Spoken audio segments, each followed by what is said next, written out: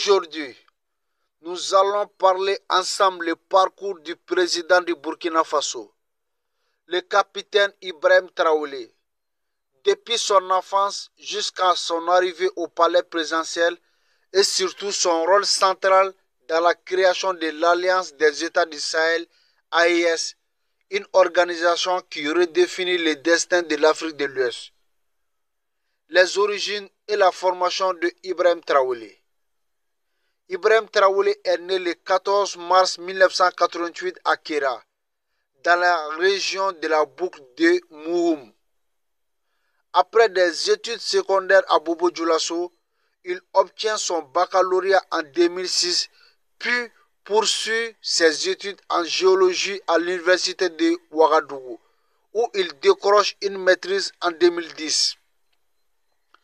Mais sa passion pour la défense de la patrie l'amène à intégrer l'académie militaire Georges Namoano, où il se distingue par son sérieux et son courage, sortant vice-major de sa promotion.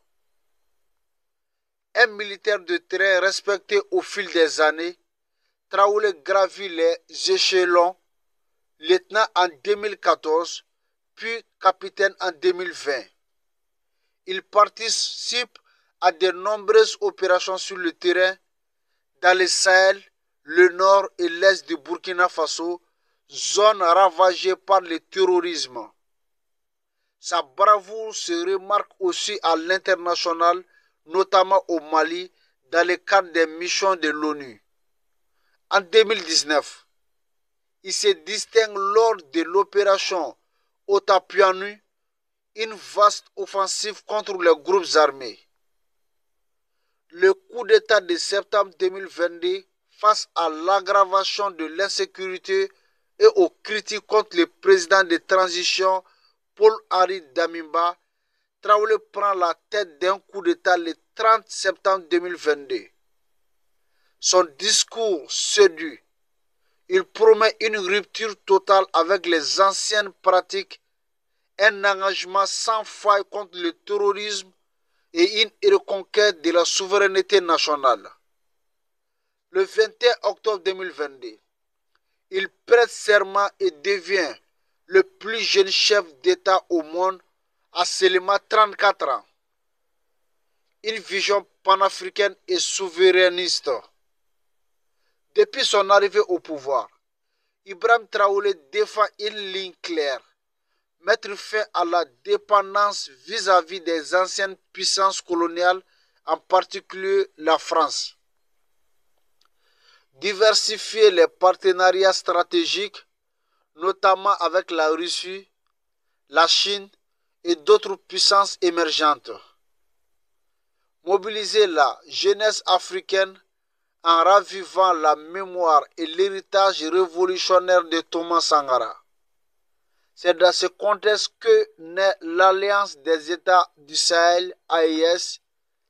L'Alliance des États du Sahel, AES, en septembre 2023, le Burkina Faso, le Mali et le Niger s'unissent pour créer une nouvelle organisation de défense et de coopération, l'AES.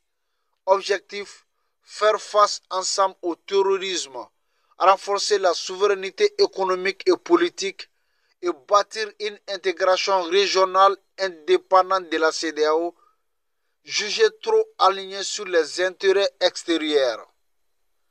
Sous l'impulsion d'Ibrahim Traoré, l'AES ne se limite pas à la sécurité militaire, elle devient progressivement une plateforme de résistance panafricaine visant à mutualiser les ressources et les armées, construire des projets économiques communs, créer un nouvel espoir pour les peuples du Sahel. Le symbole d'une génération. Aujourd'hui, Ibrahim Traoré est vu par beaucoup comme un héros panafricain. Son jeune âge, son franc-parler et son engagement contre le terrorisme et le néocolonialisme séduisent une grande partie de la jeunesse africaine. Mais son pouvoir suscite aussi des critiques, restrictions des libertés. report des élections jusqu'en 2029 et méthode jugée autoritaire par ses opposants. Et enfin, Ibrahim Traoré, c'est l'histoire d'un jeune capitaine devenu président, porté par la colère d'un peuple meurtri par la soif de la souveraineté. Avec l'alliance des États du Sahel, il se contente plus de défendre le Burkina Faso, il se positionne comme l'un des piliers d'une Afrique qui veut se libérer et tracer son propre